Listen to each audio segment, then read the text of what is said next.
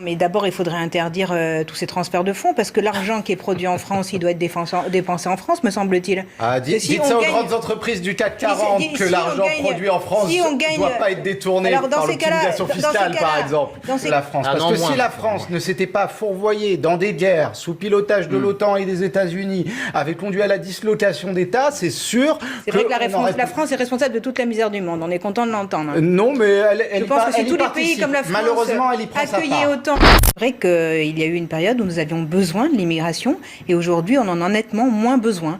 Mais comme on n'est pas là pour dire n'importe quoi sur ce plateau, monsieur, vous me permettrez de vous reprendre. Il y a eu l'année dernière... J'attends de voir ce que vous allez me dire. Non, mais parce que vous dites qu'il n'y a pas d'explosion de l'immigration. 275 000 titres l'année dernière, c'est 55% de plus que par rapport au quinquennat Sarkozy. Est-ce que ce n'est pas une explosion pour Donc de titres de séjour délivrés pour des étrangers extra-européens. Regardez comment on fait pour nourrir et loger tout le monde.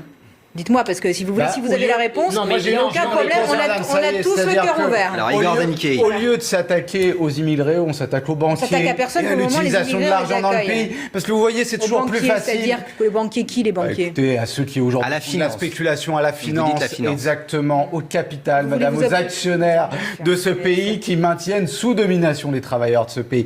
Et si vous voulez, c'est toujours plus facile de regarder son voisin et de penser que c'est lui qui nous crée toutes les misères du monde. Écoutez, monsieur, attaquez la finance. Et puis quand vous aurez fini d'attaquer, vous viendrez nous expliquer comment on fait. Écoutez, je pense que ce serait plus efficace en tout cas que la guerre des pauvres. Qu'est-ce que ça veut dire attaquer la finance? Ou de ceux qui souffrent. Concrètement, c'est quoi attaquer la finance? Ça veut dire s'attaquer à l'utilisation de l'argent dans le pays. Ça veut dire que ne pas laisser aujourd'hui des grandes entreprises licencier quand elles touchent des aides publiques. Ça veut dire faire que le profit aille au travail et pas aux dividendes. Alors je sais, tout ça, ça paraît des idées très révolutionnaires pour vous, madame Sailly, mais ce seraient des idées très simples à mettre en place qui permettraient de changer les conditions de vie de millions de personnes dans ce pays. Et si je peux revenir sur 2-3 inepties que vous avez dites,